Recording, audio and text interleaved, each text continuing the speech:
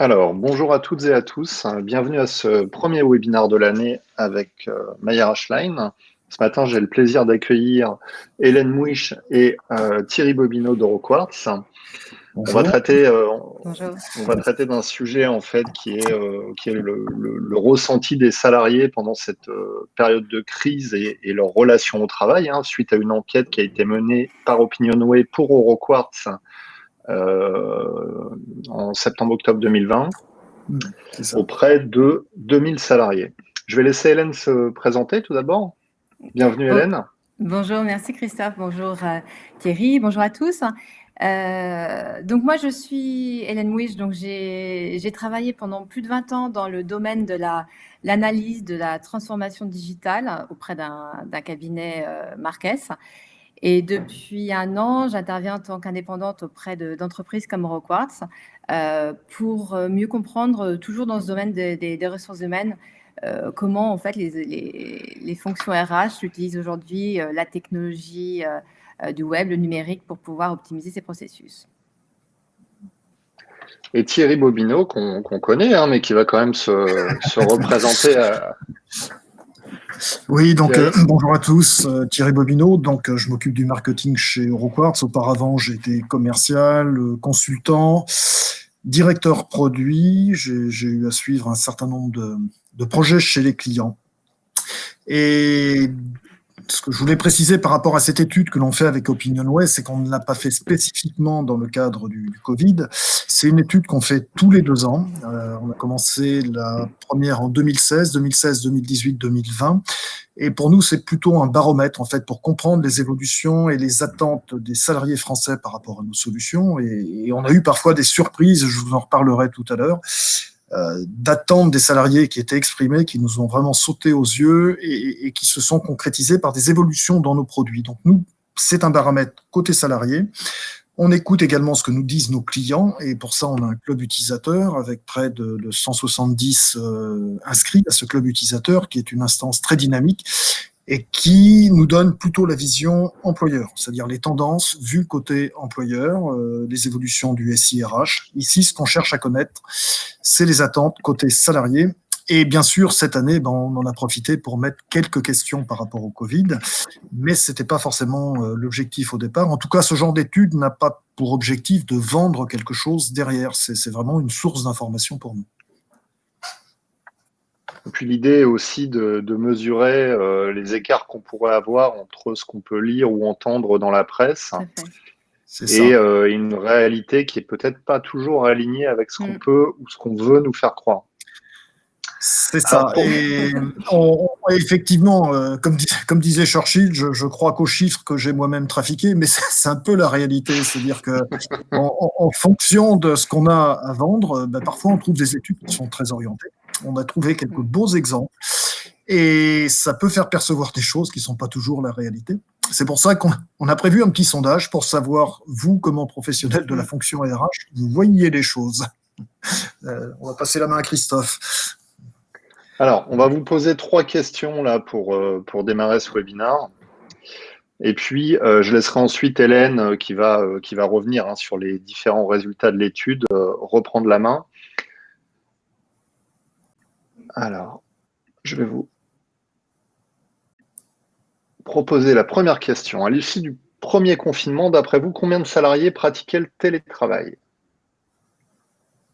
Alors, vous pouvez répondre. Je vais vous laisser quelques secondes pour y répondre. Vous avez 5 choix possibles, 12%, 25%, 48%, 79% et 89%.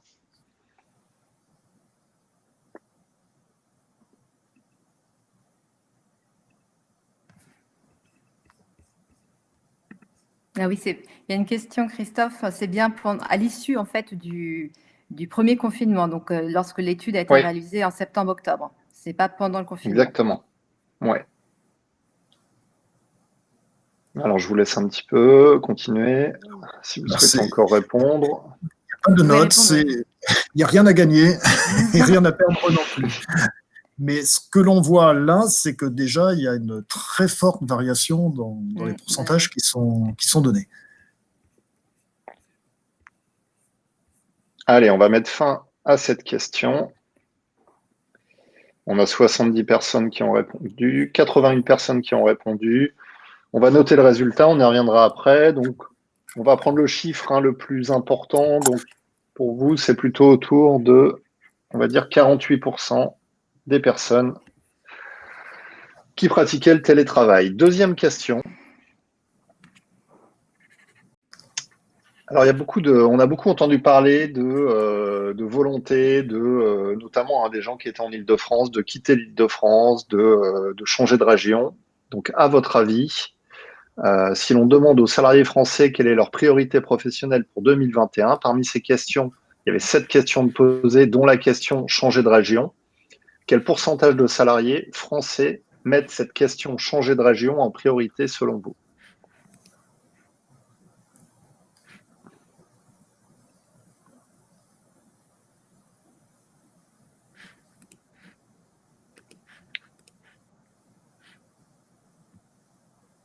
Alors 4%, 19%, 27% ou 43%.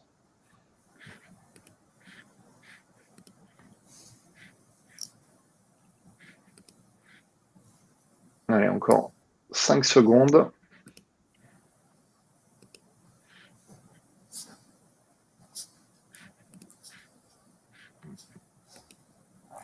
Voilà. Alors,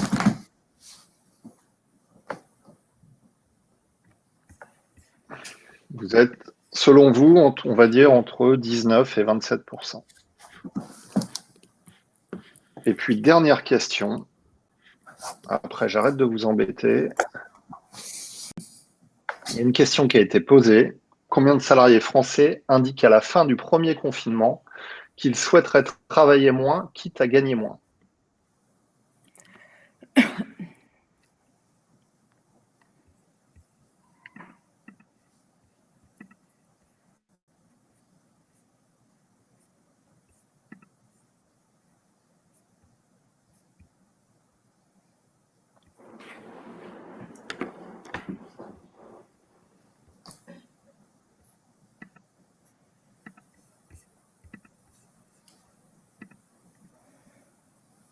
Alors,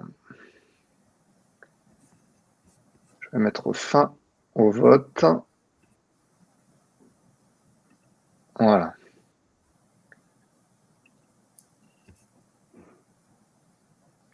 Donc, on a 94 participants.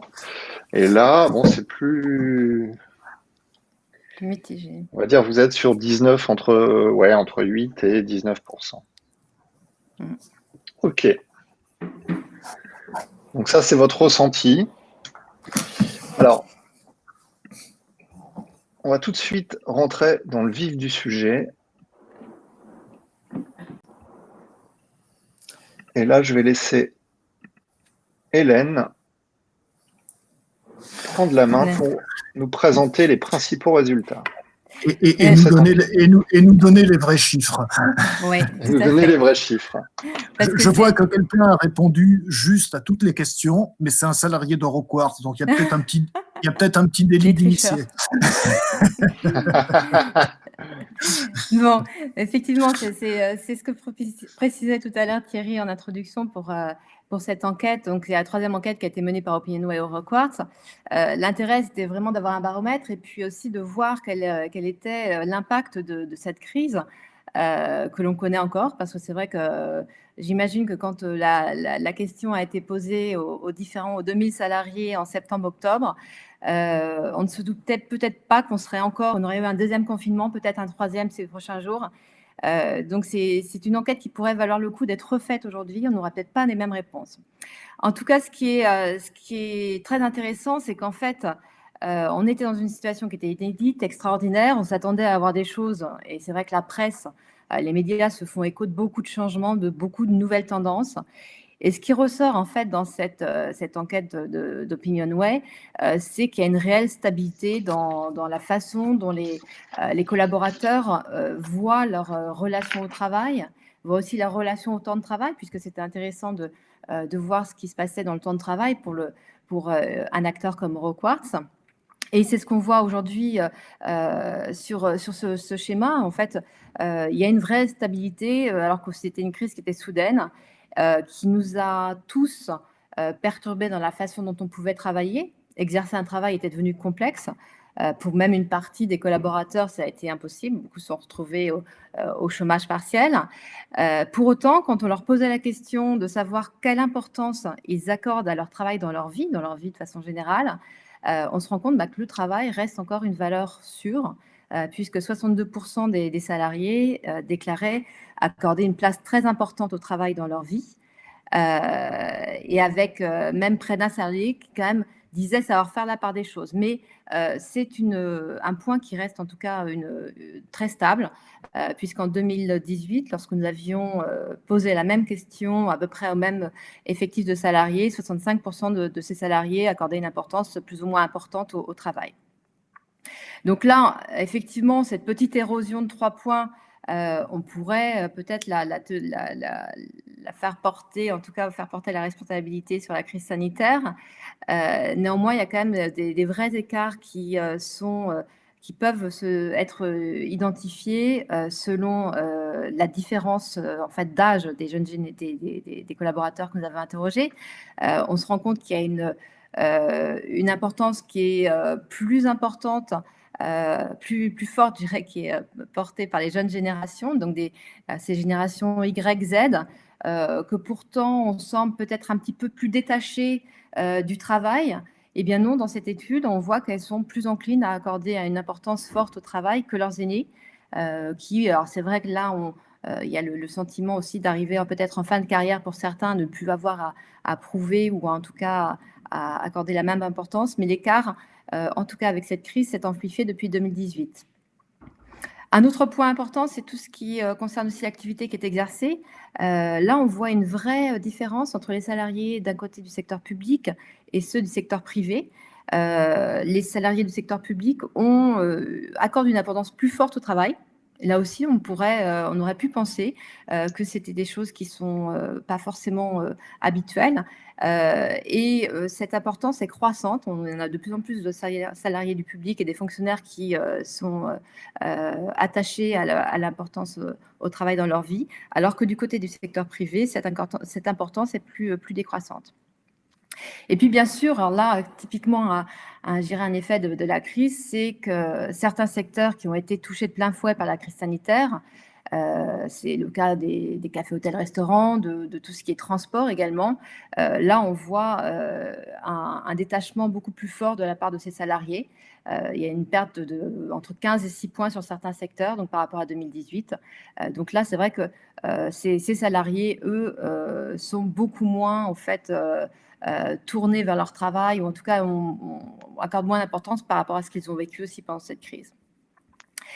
Et puis un troisième point sur les différences qu'on a pu observer sur ces différents salariés, c'est un écart qui là est important entre d'un côté les salariés d'Île-de-France et puis les provinciaux. On est sur un écart de 10 points. 70% des salariés franciliens qu'on a interrogés jugent importante la place du travail dans leur vie, alors qu'on n'est que sur 60% des salariés provinciaux. Et là, on voit que cet écart s'est agrandi depuis 2018. L'écart n'était que de 4 points à l'époque. Donc, une valeur, en fait, quand même, qui reste, je dirais, forte pour ces collaborateurs, hein, pour ces salariés. Le travail, en fait, peut-être pour certains d'ailleurs avoir été peut-être à un moment une sorte de refuge aussi. Et donc cette crise n'a pas tant que ça en fait fait bouger la relation qu'ont les collaborateurs, les salariés au travail. Si on va un petit peu plus dans le détail, et là on constate effectivement, si tu veux passer le slide, voilà, merci Christophe, que cette crise, en fait, bien qu'on ait eu le sentiment que toute notre vie était bouleversée, quand on regarde quels sont les éléments qui vont construire ce cadre professionnel, que ce soit en termes de vie professionnelle, de vie d'équilibre, vie personnelle, vie professionnelle, de cadre, d'ambiance de travail, le choix des horaires aussi, tout ce qui va constituer en fait le cadre professionnel des salariés. Et bien là aussi, il y a une réelle stabilité, même incroyable stabilité, puisque on est carrément sur une photographie identique entre ce qui avait été constaté en mars 2018, mars 2018 et puis septembre 2020. On a une vraie stabilité, les mêmes éléments dans le même ordre sortent, avec 3 principaux éléments importants pour ces salariés. Le premier, c'est d'avoir une vie personnelle, vie professionnelle qui est équilibrée. Et ça, on a juste une petite hausse de points, mais on le voit, une crise sanitaire, en fait, qui a renforcé notamment les attentes des salariés qu'ils considèrent comme très importants. On a 62% des salariés qui sont effectivement sur cet aspect pour avoir un réel équilibre entre vie professionnelle, vie personnelle. Et ça, c'est certainement aussi lié au fait qu'on a un bon nombre de salariés qui se sont retrouvés du jour au lendemain aussi en télétravail, qui ont dû subir cette situation, et la frontière instaurée entre la maison, la vie à la maison, d'autant plus s'il y avait des enfants à gérer, et puis les horaires professionnels n'a pas été toujours évidente à matérialiser, et ce qui peut expliquer ce besoin de renforcer en fait cette attente. Le deuxième aspect qui lui aussi perd un point par rapport à 2018, mais reste à peu près stable, c'est le lien social. On le voit, c'est en deuxième position, c'est le fait de travailler avec des collègues sympathiques. Donc, l'ambiance au travail, c'est vrai que c'est un critère qui reste clé pour beaucoup des collaborateurs. Et ça passe par ces relations avec les collègues, avec les managers. Et pendant le confinement, bien sûr, ça a été plus compliqué de garder ce lien qui peut être fort. Alors, c'est peut-être moins le cas dans des entreprises qui sont plus, je dirais, qui ont déjà mis un pied à l'étrier dans tout ce qui est transformation digitale, et qui ont aussi davantage mis en place des systèmes pour télétravailler, mis en place des accords de télétravail. Néanmoins, c'est vrai que ce point reste très fort, de façon à pouvoir aussi offrir un cadre professionnel suffisamment, je dirais, rassurant pour les collaborateurs.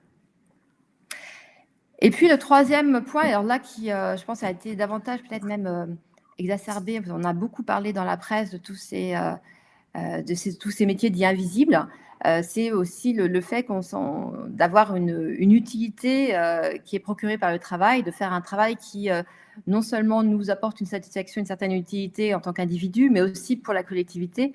Et c'est vrai que cette crise sanitaire, elle a eu ça comme conséquence de mettre en lumière un certain nombre de métiers invisibles.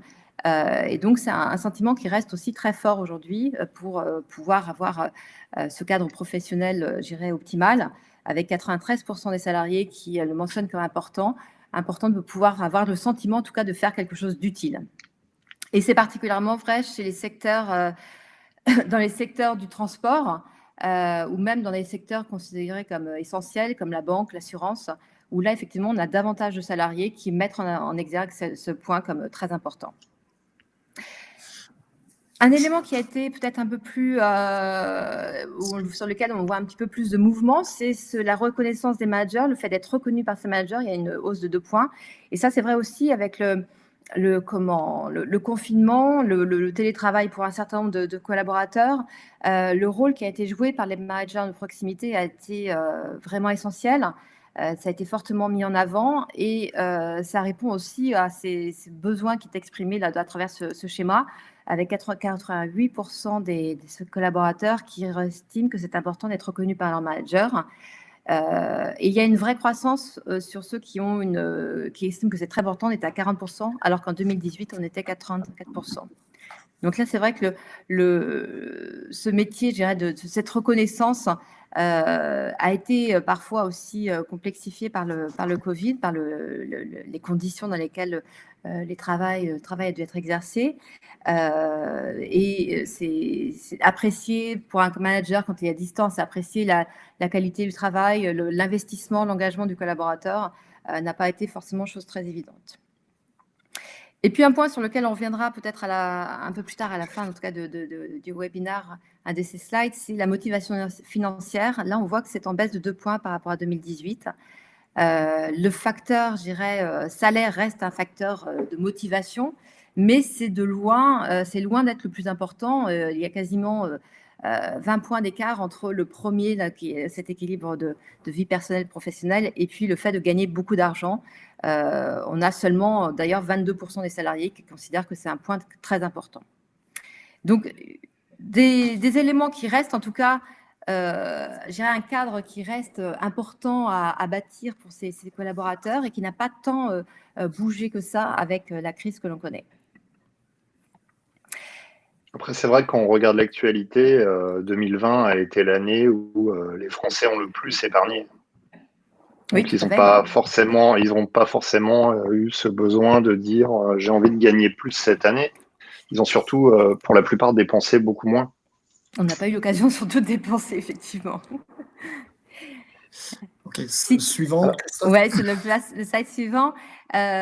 Donc, quand on s'intéresse également à l'état d'esprit, parce que c'est vrai que là, on voit qu'il n'y a pas tant de changements que ça sur le cadre, mais l'état d'esprit, quel est-il, cet état d'esprit des collaborateurs lorsqu'ils arrivent le matin au travail?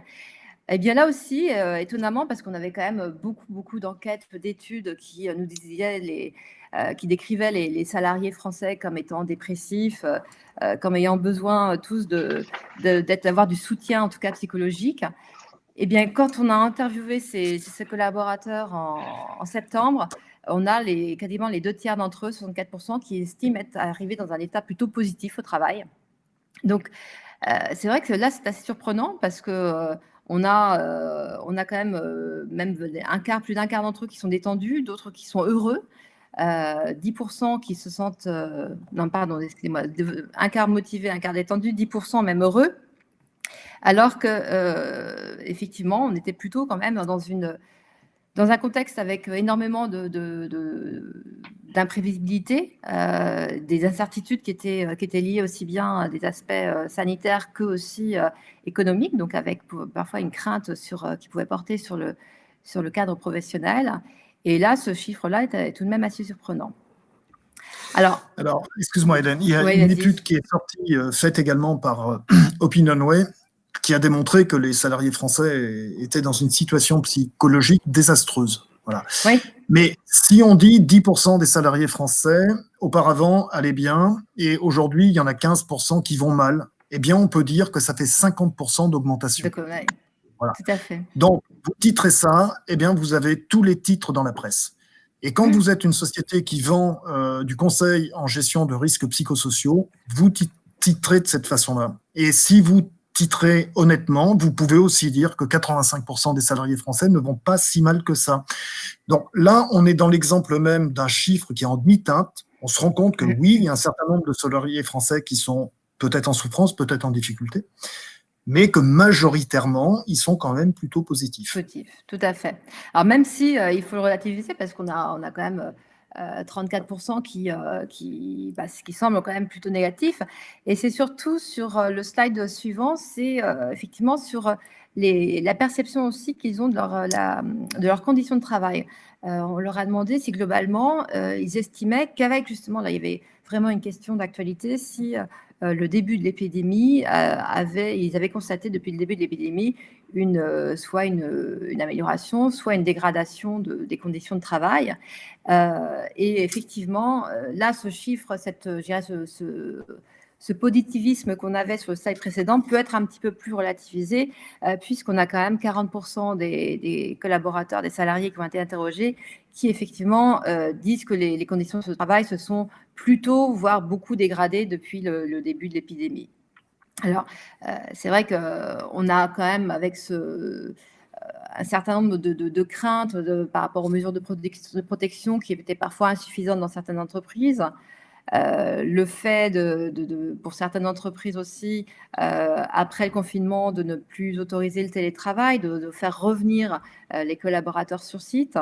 Peut-être un certain nombre de pressions hiérarchiques qui ont pu s'exercer aussi dans des entreprises peu habituées au travail à distance. Donc, il y a un certain nombre de points, de critères, je dirais, qui peuvent effectivement faire en sorte que la situation de travail, les conditions de travail se sont relativement dégradées pour un certain nombre d'entreprises. Et on a un commentaire. Oui, on a un commentaire d'Éric qui décrit la situation qu'il a vue ce matin à son bureau et qui décrit un climat de peur. Alors, je pense que ça rejoint ça aussi, oui.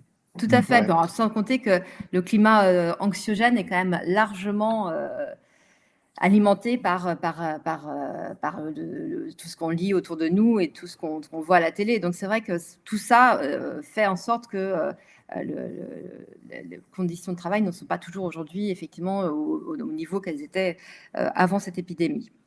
Et c'est particulièrement vrai. Oui, vas-y. Ouais, excuse-moi. Pour beaucoup de salariés, le télétravail, c'est une dégradation des conditions de travail.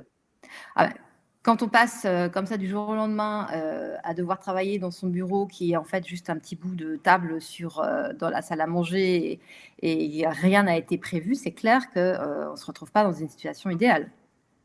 C'est évident. Ouais. Et puis ça a été le cas, c'est vrai que là on le voit sur notamment les salariés franciliens qui, j'irais au-delà de la condition en tant que telle de travail, ont dû aussi...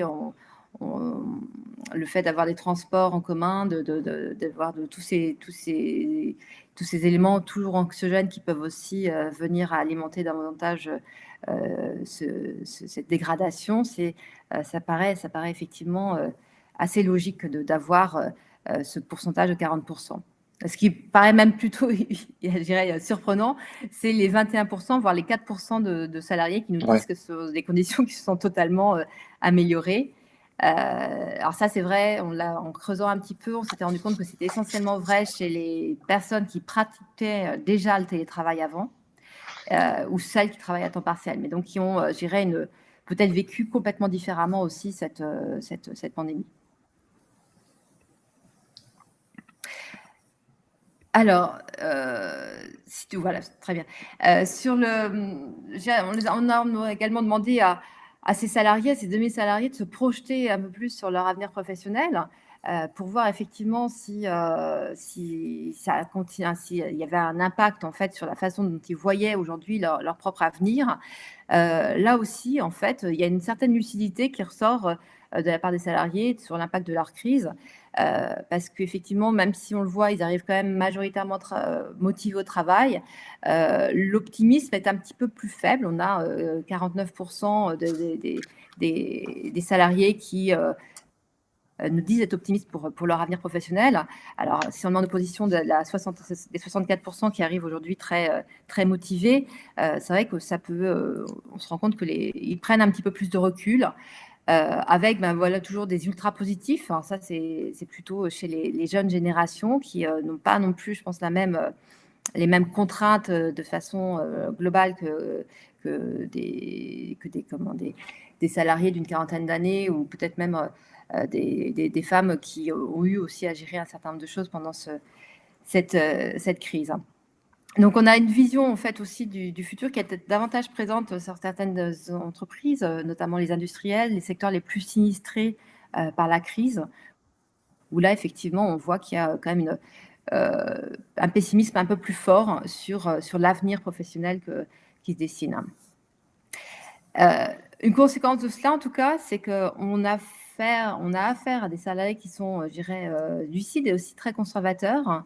Et d'ailleurs, c'est là qu'on a posé la question sur leur vision de leur avenir professionnel d'ici 2021, en leur demandant il y avait 7 ou 8 items qui étaient proposés, sur quelle était la priorité pour eux dans ce domaine. Et ce qui ressortait, c'est que pour les 2 tiers d'entre eux, il y avait une vraie prudence, puisqu'ils exprimaient soit le souhait de rester dans leur poste actuel, en fait, de rester en tout cas sur un périmètre qui est connu, qu'ils maîtrisent, un métier qu'ils connaissent bien ou une entreprise qu'ils connaissent bien, avec à peine 10% qui s'aventureraient à changer d'entreprise, mais en tout cas qui resteraient sur le même métier.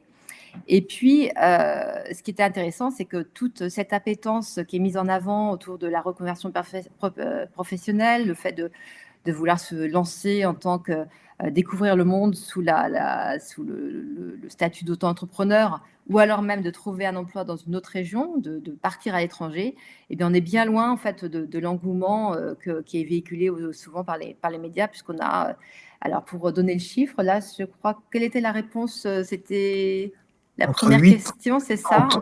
Entre 8, alors sur ce sujet de mobilité, c'était entre 8 et 19%, il me semble, Christophe. Sur la mobilité, c'était entre 19 et 27. Ah, 19 et 27, oui, d'accord. Donc, entre 19% et 27% des salariés qui pensaient en fait qu'ils avaient envie de changer de région. Alors que là, quand on a posé la question, on est à 4%. Donc, on est vraiment loin en fait de tout ce qui du raz-de-marée, effectivement, parce qu'on parle beaucoup de franciliens, de Parisiens qui souhaitent quitter les grandes villes pour pouvoir venir s'installer dans les provinces. Et ça fait les choux gras aussi, effectivement, de beaucoup d'émissions, de beaucoup de reportages. Pour autant, là aussi, je pense qu'il y a ça dépend qui vous interrogez, du nombre de personnes, je dirais aussi de l'avancée du projet. Mais en tout cas, il y a une vraie différence entre l'envie de bouger et le fait de passer à l'acte et de pouvoir. Une précision, les chiffres que nos participants ont donnés sont certainement des chiffres. Si on posait dans l'absolu la question aux salariés français, est-ce que vous aviez envie de changer de région ? Alors, on serait probablement dans ces chiffres aux alentours de 20%, entre 19 et 27%. Mais quand on leur pose la question, parce que si vous demandez aux Parisiens combien veulent changer de région, il y en a peut-être 50 ou 60% qui vont vous dire oui. Mais quand on leur pose la question, est-ce que c'est votre priorité en 2021 ? C'est-à-dire, quand on considère tous les problèmes d'emploi du conjoint, les problèmes d'études des enfants, les problèmes de trouver un lieu de résidence, le problème de job, voilà. Quand on leur dit maintenant, est-ce que c'est votre priorité ? Il n'y en a que 4% qui disent c'est ma priorité pour l'an prochain. Donc, on est très, très loin de ce que reflètent les médias. Et le chiffre pour les salariés d'Île-de-France est de 7%. Voilà.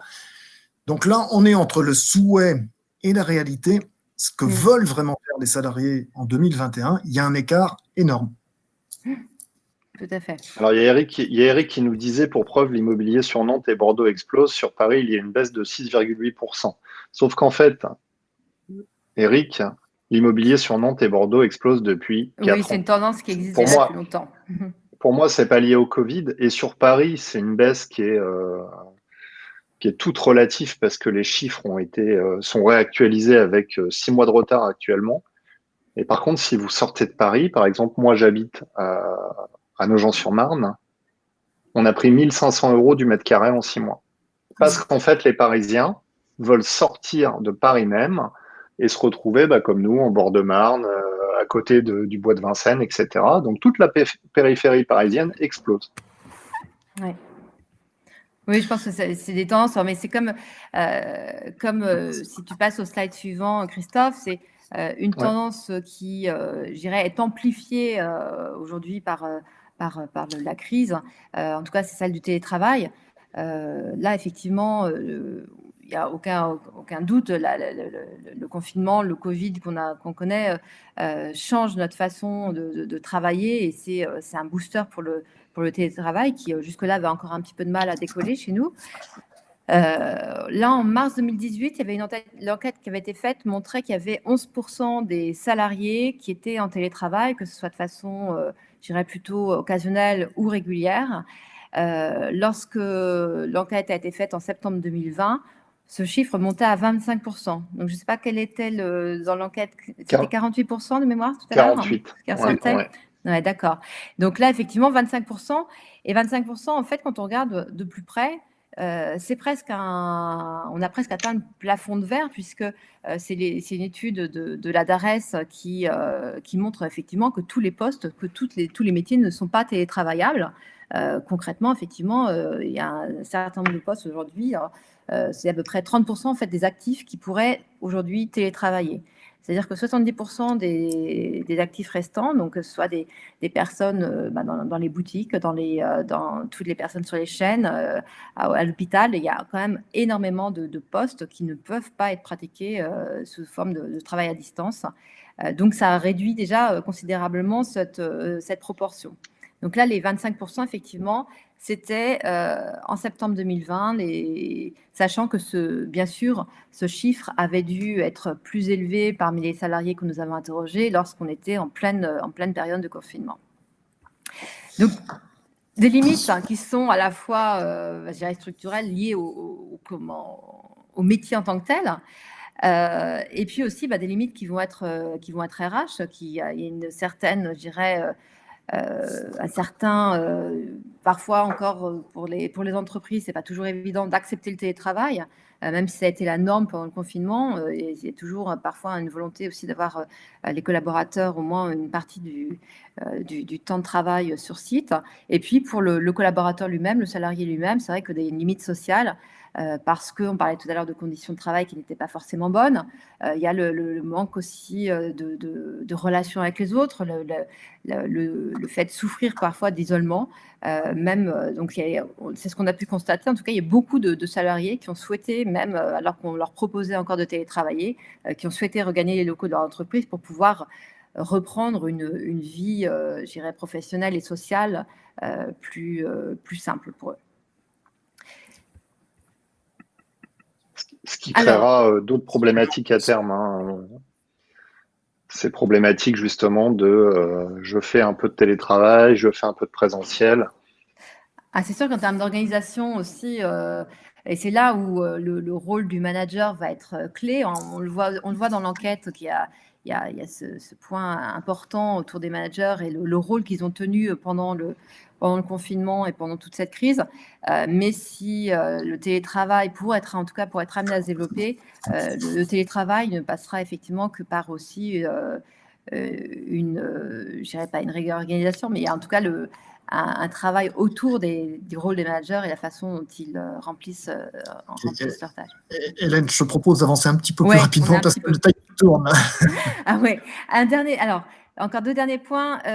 Déjà, justement, une des limites du télétravail, particulièrement parce que ça a été imposé pendant cette crise, c'est la distinction vie perso, vie pro, et puis ici la gestion du temps de travail. Comment est-ce qu'en fait on a été amené à gérer son temps de travail? Et dans l'enquête qui a été faite par OpinionWay, il y avait deux indicateurs intéressants qui ressortaient. C'était d'une part, on le voit sur ce schéma, le sentiment pour 40% des salariés de travailler plus que mentionné dans leur contrat, ou alors pour ceux qui n'ont pas de contrat, dans ce qui est prévu en tout cas de faire. Et ce chiffre, il est en légère hausse par rapport à 2018, en particulier chez les cadres, et avant tout parce qu'en fait, ils estiment que la charge de travail est trop importante par rapport à ce qu'il peut être réalisé dans le temps imparti. Et puis un autre point qui est intéressant, c'est que au-delà de ce sentiment, en fait, il y a le fait de travailler en dehors des heures de travail. Alors, ça reste un point qui est important puisqu'on a 49% des salariés qui nous disent travailler le soir, le matin, le week-end ou pendant les vacances, que ce soit de façon occasionnelle, ponctuelle ou régulière. Mais surtout, ce qui est intéressant, c'est que ce chiffre de 49%, il est quand même en baisse par rapport à 2018. On avait 53% en 2018 des collaborateurs, des salariés qui travaillaient effectivement en dehors des temps de travail. Et en fait, dans cette baisse dans les faits, elle peut notamment s'expliquer par justement ce recours accru au télétravail qui, lui, accroît en fait l'efficacité, la productivité. Ça, c'est vraiment un des points aussi intéressants et positifs du télétravail. C'est qu'aujourd'hui, on peut, en télétravail, on va être sur un travail qui est beaucoup plus concentré sur des tâches importantes et moins sur tous ce qu'ils appellent work about work, ces tâches un peu plus périphériques et peu productives qui, pourtant, prennent énormément de temps aussi lorsqu'on est au bureau. Et le dernier point intéressant de l'enquête aussi, c'est et qui va venir en fait relativiser un certain nombre de tendances dont on entend parler, c'est le rapport entre temps de travail et revenus. Là aussi, il y a finalement une relative satisfaction. Les 58% des salariés sont satisfaits du rapport entre le temps de travail et les revenus, puisqu'on a 30% qui ne voudraient rien changer. Et puis 28% qui voudraient un petit peu plus de souplesse. Alors là, on vient sur les enjeux d'autonomie aussi, de pouvoir mieux gérer ses horaires de travail. Mais pour autant, on reste sur une même base revenus et temps travaillé. Là où ça change un petit peu par rapport à 2018, c'est la proportion en fait, de salariés qui voudraient soit gagner plus en travaillant plus. On est à 32%. Et il y a une perte de 4 points par rapport à 2018. Sachant que dans les faits, aujourd'hui, il y a quand même beaucoup de salariés qui vivent cette situation parce que la loi, en fait, a permis d'augmenter aussi, il y a eu un dispositif légal qui permet d'augmenter les temps de travail pour pouvoir résister aussi d'un point de vue économique à ce contexte sanitaire compliqué. Et puis, les collaborateurs qui, eux, aimeraient gagner moins, mais travailler moins. Donc, on est à 8%. Alors, si on voulait effectivement faire du sensationnalisme comme Thierry en a parlé tout à l'heure, on pourrait dire que ce pourcentage, il a cru de 100%, puisqu'on était à 4% en 2018. Aujourd'hui, on passe à 8% de collaborateurs qui souhaitent gagner moins, mais travailler moins. Pour autant, ça reste quand même très, très faible par rapport à l'ensemble des salariés d'interroger. Donc, on est encore une fois sur des chiffres qu'il faut prendre, qui sont intéressants de repositionner en valeur absolue et pas uniquement sur la croissance, sur l'évolution. Ça, c'est vraiment, je pense, un enseignement clé de cette enquête d'Opinionway pour pouvoir aussi resituer, remettre un petit peu ne pas uniquement se baser sur des tendances d'une minorité et d'avoir sur un échantillon qui est représentatif de la population salariale française, d'avoir vraiment des choses, une tendance réelle, je dirais. Alors Thierry, toi, de ton côté, quels sont les constats que tu peux faire de cette année 2020 ? Alors, première chose, merci Hélène pour la présentation. Il y a une partie de cette étude qui est déjà publiée sur notre site web où on peut télécharger la première partie relation au travail. La deuxième partie relation au temps de travail est en cours. Le livre blanc sera publié d'ici une quinzaine de jours et on pourra vous le faire suivre à ce moment-là. Sur la vision que l'on fait, nous, Euroquart. Donc, si tu peux avancer, Christophe, s'il te plaît. Alors, on a une vision très modeste parce qu'aujourd'hui, d'une part, on le voit très bien, vos réactions au sondage montrent qu'il y a un écart entre ce qu'on perçoit et qui est principalement véhiculé par la presse et la réalité des chiffres. Mais c'est tout à fait normal. Dans l'exemple sur le télétravail, quand j'ai posé la question chez Euroquart, combien il y a de salariés français qui télétravaillent en ce moment ? On m'a répondu 50%. Parce que chez nous, Euroquart, on télétravaille. On est une entreprise où on peut télétravailler et nos salariés imaginent que c'est partout la même chose que chez Euroquart. Donc, ils disent 50%. La réalité, c'était 25%. Donc voilà, attention à ce qui est véhiculé, parfois un petit peu déformé par les médias. Sur les prévisions, on est très prudent. On écoute plutôt ce que disent les entreprises. Ici, un sondage qui a été fait par l'Express. C'est le baromètre des grandes entreprises, en fait. Ce qui est intéressant ici, c'est qu'on voit que les grandes entreprises nous disent on ne va pas changer notre modèle stratégique. Par exemple, les relocalisations de production, nouveaux modèles de distribution, changement de politique d'approvisionnement. On voit que ça ne va pas beaucoup bouger dans les années à venir. Donc, contrairement là aussi à ce qu'on nous a dit qu'il y avait une prise de conscience, les 100 plus grandes entreprises françaises nous disent sur un plan stratégique, ça ne va pas beaucoup changer. Par contre, sur un plan opérationnel, ça va changer. Donc, ces grandes entreprises nous disent, oui, on aura une nouvelle organisation du travail et des pratiques managériales. On aura une digitalisation accrue et des circuits de décision raccourcis. Donc, c'est le côté opérationnel. Et pour nous, éditeurs de logiciels, ça a des conséquences, ça. Ce que l'on voit en termes d'évolution, et on reste très modeste, parce qu'aujourd'hui, dans le contexte où on est, faire des prédictions, c'est prendre le risque de se tromper. On est dans une situation totalement atypique. La Banque de France a fait une étude il y a 15 jours qui a démontré que le nombre de défaillances d'entreprises a baissé de 39% en 2020. Même dans la restauration, il y a moins de défaillances d'entreprises qu'en 2019. C'est quand même très étonnant. Mais ils ont aussi dit que l'endettement des entreprises françaises, en 9 mois, il a augmenté de 175 milliards d'euros. Ce qui est énorme, c'est du jamais vu. Merci le PGE, en fait. Merci le PGE. Mais ça aura des conséquences qu'on ne sait pas mesurer aujourd'hui. Donc, il faut rester très prudent. Nous, ce que l'on voit dans les tendances, ce qu'on identifie comme probable, c'est le besoin d'autonomie et de souplesse. Et c'est vraiment confirmé par cette étude de l'Express auprès des grandes entreprises françaises. Mais il y a déjà 4 ans, c'est ce que les salariés nous avaient dit. 80% des salariés nous disaient, nous, ce qu'on attend le plus aujourd'hui pour notre travail, c'est de la souplesse. On voudrait qu'on nous fasse confiance et qu'on nous laisse organiser nos horaires avec un peu plus de flexibilité. C'est pas pour travailler moins, c'est pas pour ne pas travailler la nuit ou le week-end. C'est juste pour faire face à des contraintes personnelles. Quand on a un problème, on veut pouvoir le gérer. Et ce qui est curieux, c'est que les managers, à 70%, disaient, si on faisait ça, on aurait une meilleure productivité. Mais majoritairement, ils étaient réticents à le mettre en place parce que donner de la souplesse, c'est prendre un risque pour eux. Qu'est-ce qui se passe s'il y a des abus ? Donc ça, aujourd'hui, l'intérêt des salariés et des entreprises, tel qu'on peut le voir ici, semble quand même aller dans le sens de la souplesse, d'être compréhensif avec les salariés. Et il est possible que les intérêts des entreprises et des salariés se rejoignent. Mais, deuxième sujet, c'est que gérer la souplesse, c'est très compliqué. Si tout le monde travaillait en 2-8 dans l'industrie, si tout le monde travaillait avec des horaires fixes, ça serait très simple. Mais dès qu'on met de la souplesse, c'est compliqué. Et donc, il va falloir de la digitalisation. Et là-dessus, les applications de gestion des temps et des absences, elles vont trouver leur pleine justification. Et donc, on peut penser que ça tirera le niveau d'équipement sur ces points-là, d'autant plus qu'une des tendances que nous, on perçoit, c'est que le contentieux risque de se développer. En fait, on va mettre de la souplesse en France, c'est très probable, sur une organisation législative qui est d'une rigidité absolue.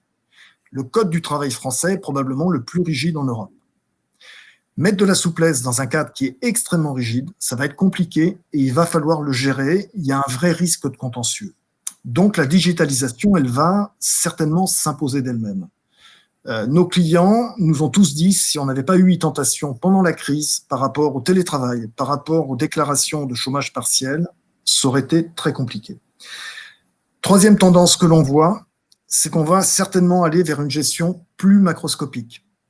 C'est-à-dire moins gérée dans les détails, et ça on le constate déjà chez nos clients qui font de la planification de leurs effectifs, de la gestion de planning. Si le président Macron annonce mercredi un nouveau confinement, toutes les prévisions d'activité vont être bouleversées. Alors, comment est-ce qu'on peut construire des plannings de travail, ce qui est notre cœur de métier, dans un environnement qui change sans cesse? Donc là aussi, il va falloir certainement apprendre à travailler de façon plus macroscopique, ne pas travailler avec 2 décimales, mais avoir une gestion qui soit plus globale. Et culturellement, en France, on a du mal à faire ce genre de choses.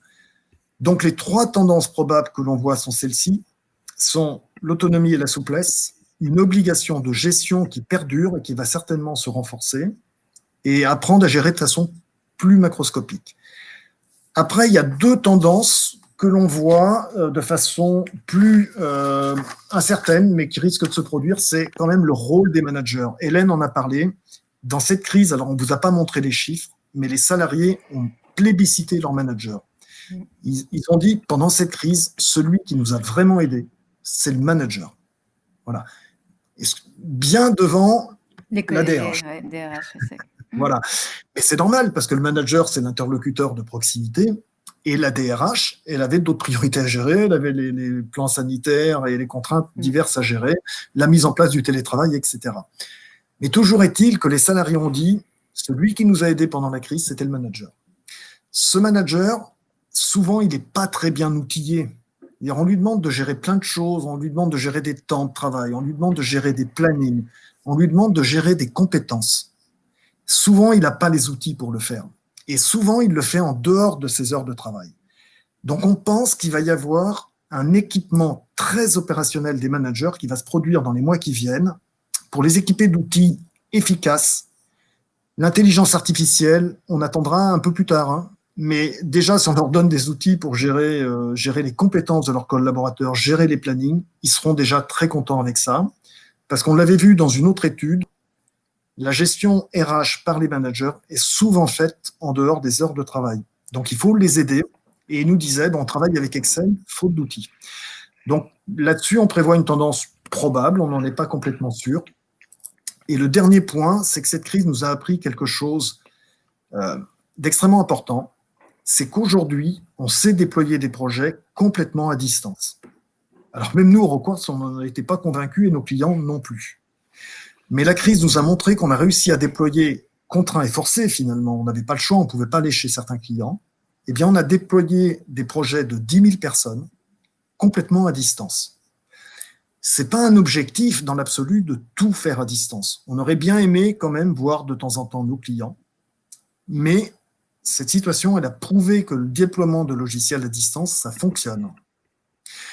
Alors ça, on espère que ça va perdurer, parce que ça a plein de vertus.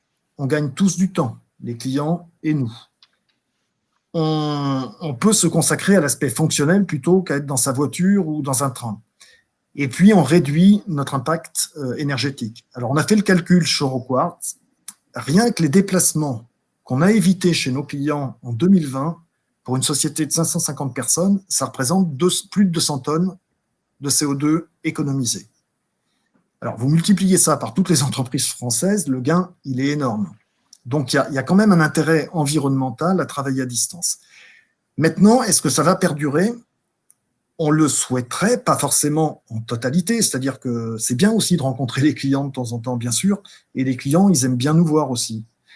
Mais on souhaiterait que ça perdure en partie et que tout ce qui n'est pas indispensable, tout ce qui ne nécessite pas forcément un déplacement, on puisse continuer de le faire à distance. Mais on est aussi lucide et on sait que le naturel a tendance à revenir au galop. Donc, on espère que quand la situation s'améliorera, on va pas revenir avec un système présentiel à 100%, où on va recommencer à perdre du temps et à émettre de la pollution, quoi. C'est quand même pas l'objectif. Donc voilà les tendances que l'on voit. Celle-ci, on n'en est pas sûr, mais on pense quand même qu'il va falloir aider les managers à bien gérer cette situation et qu'il va falloir apprendre à gérer des projets à distance. Et l'expérience a montré que ça fonctionnait pas si mal que ça. Alors, je vois une question justement. Je voudrais répondre à cette question. Elle est intéressante. Quid de la pollution due aux visioconférences ? Donc ça, on s'est posé la question. Effectivement, c'est une bonne question parce qu'une visioconférence, c'est pas neutre. C'est ce qu'on est en train de faire là, ça consomme de l'énergie parce qu'il y a plein d'éléments actifs de réseau. Les études qu'on a trouvées tendent à montrer qu'une visioconférence représente en moyenne 10% de la consommation énergétique d'une réunion présentielle. Je dis bien en moyenne parce que ça dépend de tas de paramètres. Donc c'est vrai que la visio consomme de l'énergie, mais il y a quand même de la marge par rapport à ce qui se passe sur une réunion présentielle. Alors, voilà, on est en train de creuser, mais l'écart, il est de cet ordre-là. Donc, Hélène, si on résume un peu tout ça, on constate pas une révolution en fait liée à la crise ou à l'année 2020. Quand on parle de digitalisation, quand on parle du sentiment ou du ressenti des salariés par rapport au travail, on est peut-être sur une accélération tout à fait. Oui, de ces phénomènes, mais il n'y a pas de révolution en soi. En tout cas, c'est pas une révolution, non, c'est clair. Après, je pense qu'effectivement, on l'a vu, il y a des choses, il y a des tendances qui étaient déjà en cours. C'est le cas pour le télétravail. Il y a vraiment ou des choses peut-être plus anecdotiques dont on parlait tout à l'heure, le fait de vouloir partir dans une autre région, mais souvent effectivement ça peut être aussi lié au télétravail parce qu'il y a aussi ce déménagement, ce besoin d'aller vivre ailleurs, plus loin des grandes villes, mais tout en restant dans son poste. Ça, c'est des tendances qui sont en cours. Et aujourd'hui, une crise comme celle qu'on connaît, effectivement, va peut-être accélérer les tendances, mais certaines vont être peut-être davantage, ce qu'on a pu en tout cas voir dans la presse, c'était peut-être davantage des épiphénomènes qui, dans le temps, ne vont pas forcément être durables. Alors, il y a Myriam qui a dit tout à l'heure, pas qu'une question d'outils en parlant des managers, reconnaissance du temps de management dans les modèles. Et je suis assez d'accord avec elle. C'est ça. Je voulais te faire réagir à ça, Thierry. Oui, mais c'est bien ce qu'on avait. Marquez, d'où vient Hélène, avait démontré ça dans une étude, c'est qu'effectivement, les managers disaient tous, on gère la partie RH, c'est-à-dire le rôle de management vient s'ajouter à notre rôle opérationnel, et très souvent, ça déborde sur notre temps de travail. Et c'est vrai que quand nous, on voit dans les entreprises des managers qui, tard le soir, restent pour faire des tableaux Excel, pour des choses qu'on pourrait parfaitement digitaliser, ça pose des questions. Et parfois, les entreprises n'ont peut-être pas compris que ce temps, il est capital, il est important pour l'entreprise, et la remarque est très bonne. Il faut le considérer, oui, c'est un temps à prendre en compte. Et d'ailleurs, sur les quelques chiffres qu'on a évoqués sur justement le dépassement du temps de travail ou le sentiment de travailler plus en dehors que ce qui était prévu ou de travailler en dehors du temps de travail, c'est quand même essentiellement aussi sur des populations cadres qui effectivement vont, je dirais, au-delà de leur métier en tant que tel, vont aussi gérer tous les aspects de management et d'organisation autour et qui peuvent être faits souvent dehors. Voilà, donc en conclusion, ce qu'on peut dire, c'est que cette crise, Hélène l'a rappelé, elle accélère des tendances. Pour l'instant, les chiffres qu'on a encore une fois, si on n'est pas dans une logique de vouloir vous vendre quelque chose, c'est-à-dire que si on était un cabinet de risques psychosociaux, on ne vous dirait pas ce qu'on vient de vous dire aujourd'hui. Bien évidemment, chacun essaye de vendre ce qu'il peut vendre. Mais si on regarde les choses objectivement aujourd'hui, il y a des évolutions, il y a des transformations. En pourcentage, elles peuvent être importantes. En valeur absolue, aujourd'hui, elles ne sont pas complètement significatives. Par contre, la grosse inconnue, c'est combien de temps va durer la crise. Si on est en fin de crise, si la vaccination fait que fin juin, globalement, c'est sous contrôle, il n'y aura peut-être pas une évolution très significative. Par contre, si la crise dure, là, on aura peut-être d'autres constats. Hein. On n'est pas définitif sur ce qu'on vient de dire. Hein. Donc, ça va être beaucoup lié à la durée de cette crise, en fait. Dans tous les cas, nous, ce que l'on sait, notre directeur général disait ça l'autre jour quand il a pris connaissance de cette étude, il a dit, quelle que soit l'évolution, nous, notre objectif, c'est de proposer des solutions pour gérer ces tendances. Ce que l'on fait aujourd'hui avec nos solutions, hein, qui gèrent quand même 4 millions de salariés français, et quelles que soient les évolutions, ben finalement, on a aujourd'hui des solutions pour les accompagner. C'est ça qui est important. Et on s'adaptera comme les entreprises se sont adaptées à ces nouvelles tendances. Est-ce que tu as le lien là qui renvoie vers l'étude, Thierry, qui est sur ton site? Alors, il faut aller dans la rubrique « Pour vous guider » de notre site. On pourra peut-être l'envoyer par mail à nos participants, parce que je l'ai pas directement là. Tu l'as pas? Est-ce qu'on a un moyen de passer un mail à tous les participants, Christophe, ou après coup? Bah oui, on peut toujours, oui. Et pour répondre aussi à une remarque de Marilyn sur le fait que... Attends, ne bouge pas, Christophe, je vais l'envoyer en commentaire. Tu l'as? Oui, je vais l'envoyer en chat. Fait, le tissu français est surtout constitué de PME. L'étude qui a été faite par OpinionWay est représentative de la population de salariés. On avait dans l'échantillon plus de la moitié des salariés qui appartenaient à des PME et des TPE, 42% notamment de PME.